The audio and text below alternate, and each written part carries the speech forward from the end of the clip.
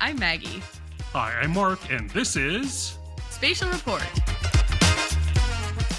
Welcome to the Esri Canada podcast that connects our user community with the latest and coolest trends in the world of ArcGIS. On today's show, we'll look at how our user community is using GIS to better understand and confront climate change. Then our ArcGIS Pro GeoGeek will share what's new in ArcGIS Spatial Analyst. And we'll do our GIS version of Deadpool and Wolverine when we play our game show M vs. M. Autumn is near, so let's pumpkin spice up your GIS and start the show. So Mark, like we said, the summer's winding down, things are starting to cool finally over here in Ontario. Have you had a great summer so far? Yeah, it's pretty sad my brat summer is about to come to a close, but all good things must come to an end, and personally, I love autumn. I love the fall. I love the leaves. I love the weather. It's a perfect time. So I am stoked. Yeah, me too. I'm tired of the heat and I want the bugs to go. So I'm stoked for my brat autumn. It's continuing on. Brat. It's good. This is the year of brat. What are we going to do about it? Absolutely. Nothing. It's the perfect year. Everyone wants to be a brat all the time. So since we're both happy about the cooling down of summer and getting into the best time of year, what about we talk about what's making us Mappy? And let's start with you this week, Mark. Yeah, sure. Let's talk about something that, we've had this common theme over the last few podcasts about what's new in ArcGIS. And I just want to highlight one more that's out there, and that is what's new with ArcGIS Solutions. So in June 2024, they had a new release, and they've added 6 new solutions, which is incredible. There's got to be, 140, 150 of these solutions that are out there. So they've added 6 more. And I'm just going to quickly list through some of these, but I do want to highlight one in particular. We'll do that at the end. So what's new? They've added an agricultural parcel analysis solution, very deep. Mm-hmm. They have a communications pole audit, something that you do all the time, Maggie, I'm sure. Oh, yeah, for sure. Yeah. Community risk reduction, which would make a lot of sense for public safety. Street sweeping operations. Yes, so bring your broom out for that one. And then there's one called the Watch Center, which kind of monitors events around a point of interest and puts it on a nice little dashboard and all that kind of stuff.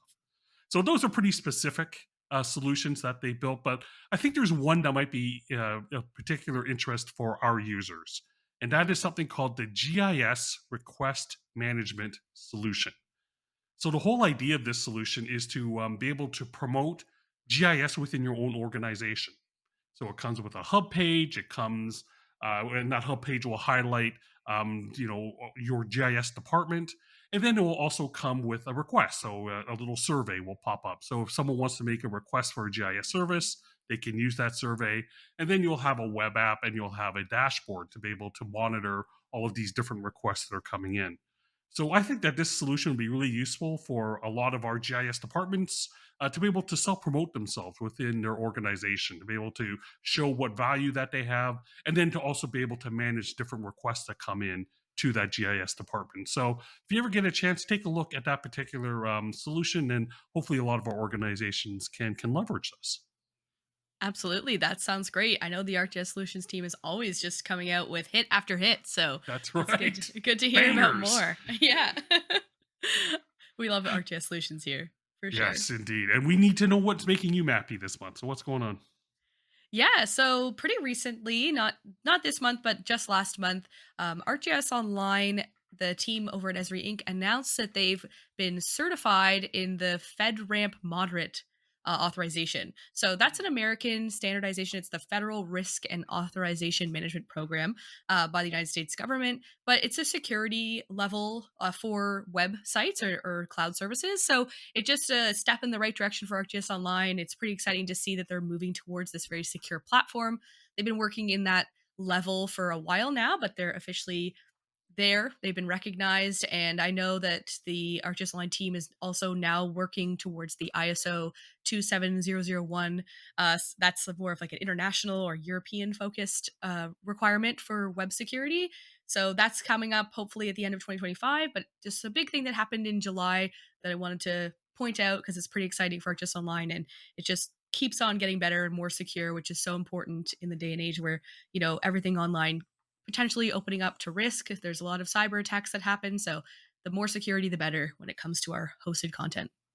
Yeah, I think that's the really important point. It doesn't really necessarily affect your day-to-day use of ArcGIS Online, but knowing that it's Mhm. more secure, especially in the environment that we're in today, I think this is really good news for ArcGIS Online users. Absolutely. Yeah. All right, so lots of interesting things that are going on in Mappy world, but we'll continue on with the podcast. So coming up next, we're going to go inside the Arc to introduce you to a resource that will inspire you to address climate change using GIS.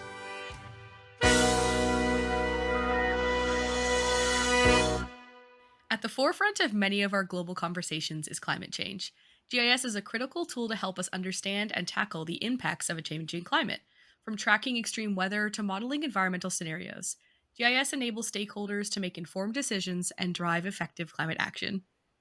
To walk us through an Esri Canada resource to help us address climate change using GIS, we are thrilled to welcome Madison Mackey to the podcast.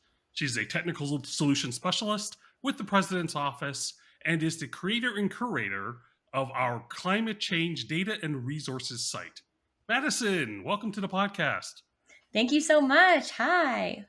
Hi, it's so great to have you here. And I know this is a passion project for you. So we're so excited that you're able to share some more information about the site that you've been working on. So I guess that leads to the first question. Just tell us more about the climate change site that you built. Yeah, absolutely. I'm really excited to talk about the climate change site because, as you said, it is a passion project of mine.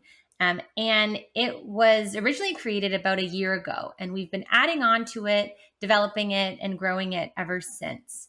So, the main purpose of the Climate Change Data and Resource Hub is to showcase all the excellent GIS work that you guys do, that our Canadian customers do, and how they are helping us reach our climate change goals in Canada. Yeah, and just, I know climate change goals are a big part of the hub and it highlights that. But for those of us like maybe myself who aren't as familiar with what those goals are, could you just sort of fill me in and maybe give an example of how our user community is meeting those challenges? Yeah, absolutely. So the Climate Change Hub is really focused on four of our major goals. We do have more goals than that in Canada, but we're really focusing on these main four, which are to generate 90% emissions free electricity by 2030, enhance disaster preparedness for effective response and rehabilitation, protect 30% of the environment by 2030, and also achieve net zero emissions by 2050. So these goals can be found on the homepage, on the front page, but then there's also a tab in the header called Canada's Climate Goals, where we go into this a little bit deeper. So each goal correlates to a page where you'll be able to find up to 12 examples of some really great GIS work that our Canadian customers have put together. So some highlights, I would say, if you visit the transition to a greener economy page, where we're looking at generating 90% emissions free electricity by 2030, you can find a really great solar energy calculator that was built by the city of Calgary. This is a great way if you're thinking of adding solar panels to your house, you can see how much energy you will have access to at the city of Calgary. So things like that. And there are examples for all the pages. Like I said, 12 examples per goal. Yeah, I really love that part of your site that you're highlighting what our users are doing to be able to address climate change and telling their story. So it's a really great resources to be able to peruse that information. So if you haven't had a chance, you need to check that out. But another important section on your hub site is finding climate related data. So why don't you tell us a little bit more about some of the data and resources that are available from the site? Yeah, absolutely. So, part of the climate change site, like you said, is our live data and resources. Now, many people don't know this, but we actually have live feed data coming from the Living Atlas for our users in Canada. And on the Climate Change Hub, you can find some pages that will help you find more direct data. For example, we have live feeds for wildfires as well as hurricanes and extreme weather that you can find on the Climate Change Hub. Now, one thing I really love about this is that they are feature services. So you can then grab those layers and bring them into your work to see how the wildfires or extreme weather are affecting your community alongside your own data. It's very exciting to have that live data. And I know it's in the Living Atlas, but this just makes it easier to sort of get to what we're looking for. So, great place for people to check out. But if somebody has taken a look at the data or been inspired by some of the other applications created by the GIS users in Canada, what is some ways that they can take action and begin their GIS journey towards a sustainable future? So this takes us into the third topic that we find on the Climate Change Hub, which is the Take Action section. So that's great. Now, in this section, we do have a page for learning ArcGIS for climate action. So this is a great page where you can find 12 curated self-paced learning opportunities that I've gone and searched for. But they're for all skill levels. So it doesn't matter if you're a beginner, intermediate, or an expert and you're looking to build the GIS for climate action in your community. You can go in there to find some great courses. So this can be from anything from building a wildfire dashboard to enhance your resilient community. There's also some ArcGIS for conservation and reducing emissions found in there as well. Yeah, it is a great resource to be able to consolidate all those different educational resources into one place. So there's so much to check out on the climate change page. I guess we've got to share the URL. What's the URL? The URL is climate.esri.ca. Absolutely. So please check that out when you get the chance. And we really appreciate you spending a few minutes with us to tell us more about what's on the site. But as always, we like to kind of wrap up our conversations by asking you for 3 takeaways. So what are 3 things from our discussion that you want our audience to remember? So the biggest takeaway is that you have to go and see it for yourself. Please visit climate.esri.ca and go through all the pages, look through the apps, and I'm sure you'll be inspired by some of the really excellent GIS work that is featured on the site. Now, my other takeaways are going to be a little bit different. There are areas where you can continue learning, actually. So one of the big things is we have a very exciting keynote speaker joining us for GIS Day in Canada on November 19th. Her name is Diane Whelan, and her app is featured in our Climate Change Hub. But she is an advocate for active transportation and hiked the entire Trans-Canada Trail. So she'll be talking about that more on GIS Day. The other one is I will be co-hosting a webinar on climate change resources and data, as well as potentially some analyses and how you can work with this live feed data. And that's going to be on November 28th. So please register for that webinar as well. The final takeaway or action item is that there is a new GIS for climate action MOOC, which is a massive open online course. It's already had 2 iterations. So coming up next year, there will be a 3rd iteration on February 19th. And this is a really excellent self-paced course that is over 6 weeks. And I really encourage everyone to check it out if they're interested in GIS for climate action. That's amazing, Madison. Thank you so much for all the work that you put into this Climate Change Hub and being able to spend a few minutes with us to talk about it. So thanks for joining us on the podcast. Absolutely. Thank you. That was Madison Mackey. She is a technical solutions specialist with the President's Office, and she's joining us today from her home in Montreal. After this short break, we're taking a deep dive into ArcGIS Spatial Analyst with our ArcGIS Pro GeoGeek. From navigating everyday obstacles to tackling the most pressing issues facing our world today, tune in to Geographical Thinking to discover how geospatial solutions can help solve problems and drive positive change. My name is Michelle Brake, and I'll be your guide as we explore stories, ideas, and conversations through the lens of geography. Listen and subscribe on your favorite podcast platform.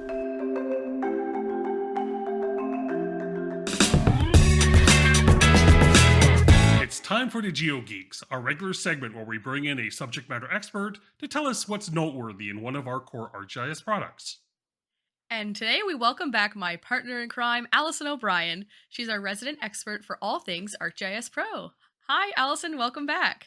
Hi, guys. Thanks for having me. It's great to have you here again. And today we're talking about something that the product itself isn't new, but there's a lot of new features. I know we're going to be looking at this spatial analyst extension for ArcGIS Pro, but not necessarily everybody is familiar with it. So maybe could you just start off by telling us what it is and what kind of problems it helps solve for GIS professionals? Yeah, so the Spatial Analyst, so it's an extension in ArcGIS Pro, and it provides a comprehensive set of tools that we like to call spatial analysis tools.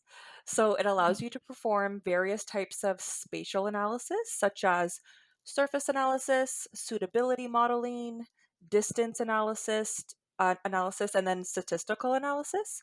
So you can analyze raster and vector data to derive new information and then gain insights into your geographic data. So it can help GIS professionals, for example, like in the overlay analysis tool set, you can overlay multiple raster layers to create a new output layer. So this can be used for tasks like overlaying land cover and elevation data to identify areas prone to flooding. Awesome. Yes. And I've used Spatial Analyst a little bit, but it is pretty deep in terms of its analytical processing. But I'm sure there's a lot of important features that are out there. And as our podcast loves to do, we love to talk about what's new. So maybe highlight some of the key improvements and new features that have been introduced with ArcGIS Pro 3.3. Yeah, I'm super happy to share this information. So, in the suitability modeler toolset, they've added an option to exclude restricted locations. They've added an option to create reports, and then they've enhanced the user interface by improving the appearance and then ease of use.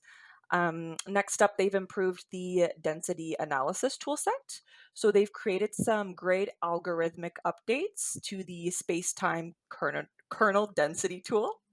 And then there's been an update to the distance analysis toolset. So the distance accumulation and distance allocation tools have two new options for analyzing the amount of vertical effort it takes to move over the landscape.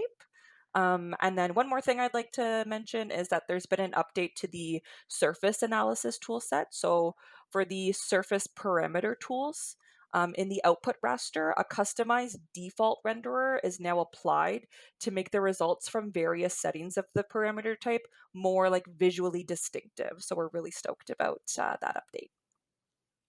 Thanks, Allison. Lots of great new stuff, and honestly, good work on all the terms. I swear, Spatial Analyst has some of the biggest mouthfuls in the ArcGIS Pro suite. Lots of stuff to say. I don't like reading it out loud. It's more of a look at inside kind of thing. But I know that you mentioned a lot of new features, and one of the ones that I am really interested in because I've used the tools a lot is the new exclusion feature for suitability modeling. As I've done suitability modeling before, and these new features sound pretty interesting. How does that new feature enhance analysis for users? Like, what is it really doing? Yeah, so when you're doing suitability analysis, there are times when certain locations aren't needed and shouldn't be considered. So there's two primary reasons for this. One could be because you don't know what is at the location, and therefore those cells representing those locations are assigned a no data value. And then the other reason could be because you do know what's there. So sometimes you need to prevent or like restrict the locations from being considered in the analysis. So, with that being said, now there's an option to exclude these locations, and they're referred to as a restricted location. So, this option enhances the analysis process for users because it provides like a more accurate interpretation of the landscape in regards to the type of analysis that you're trying to do. So, for example, in a suitability model, you're trying to identify like the best location to site things or an area to preserve. If you're trying to find a location to build a housing development, for example, you would want to exclude areas around a protected landscape, so a wetland or a lake. So this would be done with the exclusion feature. Wow, that is way over my head, but I'm sure somebody understands what that means. It makes sense to me. It makes sense. Okay, perfect. Another new feature that you mentioned earlier was vertical effort analysis. And I honestly have no idea what that is either. So, why don't you tell us a little bit more about what that is, maybe how it's different from traditional cost distance analysis? And if you can, maybe share a real world example of how this feature can be used. Yeah, definitely. So, the vertical effort or the vertical factor represents the effort to overcome landscapes. So, there are two vertical factor options that were added. So, hiking time is one of them. So, this can be applied to determine the time it would take to hike from any source to any location using the most optimal route. And then the next one that was added is the bidirectional hiking time.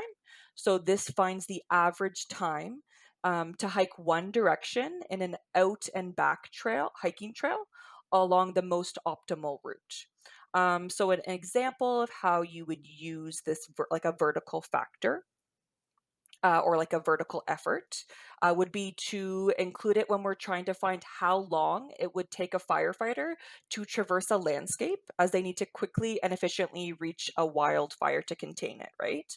So, terrain plays a really crucial role in determining the best route. So, your vertical effort analysis can be used to calculate the energy expended by firefighters climbing uphill or descending downhill, and it does this by incorporating the cost distance analysis, and then the optimal route can be determined when you're considering both the horizontal distance and then the vertical ascent and descent. So this helps to minimize firefighter fatigue and then like increase their safety in the long run. Yeah, that's a really great addition. It makes a lot of sense because I certainly know that if I'm, going up a hill, I'm taking a lot more effort than just walking straight. So it's good that they've added that in because it makes a little bit more realistic results. So exciting addition for spatial analyst. Thanks. But I know that we've talked about a couple different features, and obviously there's a lot people can read more about what's been added. But is there any other feature that you really wanted to highlight that you found exciting or important about this update that people should know about? Yeah, so one final update that I wanted to add that I haven't mentioned yet is that there was an improvement to the solar radiation tool set. So for the feature solar radiation and raster solar radiation tools, a new parameter is available that you can use to control the speed and accuracy of the computations for solar analysis. Okay, so this is called the sun map grid level. So when the sun map grid level parameter is set to a lower value, larger sun map areas are used in the solar calculations. So since fewer sun maps are created, the tool runs more quickly, and we always want our tools to run more quickly, right? Hmm. And then on the opposite end, you can use a higher value in this parameter. So this will increase your accuracy of the results, but it will also increase the processing time. So you now have that option to have a lower value or a higher value if you want to increase or decrease your processing time. Wow, you just blew my mind. I had no idea what a sun map level is, so I didn't have that on my bingo card today. So we really appreciate Allison all of the cool things that you highlighted in the latest release of ArcGIS Spatial Analyst. So Allison, thanks for joining us on the pod. My pleasure. Thanks for having me, you guys. You're the best. That was Allison O'Brien. She is our ArcGIS Pro GeoGeek, and she is, of course, an ArcGIS support specialist with our support services team, and she's calling in from her home in Ottawa. During the break, I'll be running to the workshop to find my toolbox because it's time to drop the hammer on another game of M versus M.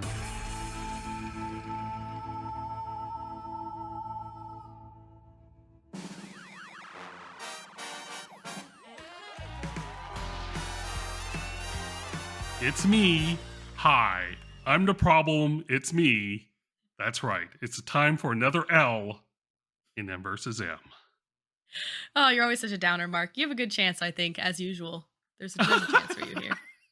I don't think the record indicates that, but we'll see what happens this month. Yeah, you never know. You So, never know. in case you don't know, the rules of the game are pretty simple. I've got 5 trivia questions I'm going to ask Mark. If he gets 3 of those questions right, he wins. If he gets 3 wrong, I win. And the loser has to read our beautiful outro at the end of the episode.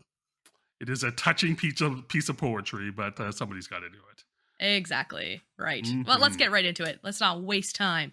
This week, as usual, I am ignoring the rule about picking GIS trivia, and I'm doing geography trivia because it's more fun.